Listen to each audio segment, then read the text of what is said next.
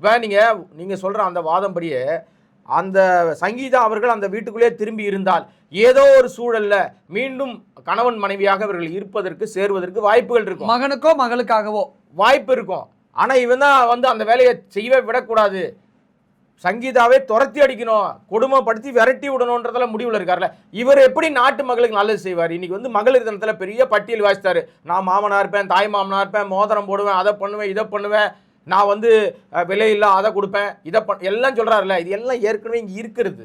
அங்கேருந்து நீ அப்படியே பட்டி டிங்கரிங் பார்த்துட்டு பெயிண்ட் அடித்து ட்ராமா பண்ண வர. உன் ட்ராமா எடுப்படாதுமா, அது பூரா ரீல் அந்து போயிடுச்சு, ரொம்ப நாள் ஆயிடுச்சு. நீ எப்பேற்பட கேடுகட்ட பிறவின்னு தெரிஞ்சிருச்சு. என்னைக்கு சோடி போட்டு வந்தியோ, இவ்வளவு நாள் கூட தெரியாமல் இருந்தது, நீ என்னைக்கு சோடி போட்டு வந்தியோ அன்னைக்கே உன் லட்சணம் உலகுக்கு தெரிஞ்சிருச்சு. நீ இவ்வளவு கேடுகட்டவன்.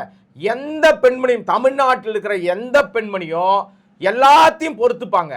தன் கணவன் அடிச்சாலோ உதைச்சாலோ குடிச்சிட்டு வந்தாலோ என்ன பண்ணாலும் ஒத்துப்பான். காசே சம்பாரிச்சு கொடுக்காம இருந்தா கூட அவனை பத்திரமா பாதுகாப்பாங்க, எல்லாமே செய்வாங்க. ஆனால் தன் கணவன் தன்னை விட்டு வேறொரு பெண்ணோடு தொடர்பு இருக்குன்னு தெரிஞ்சா அந்த நிமிஷமே அங்க பெரிய பிரளயம் வெடிக்கும்.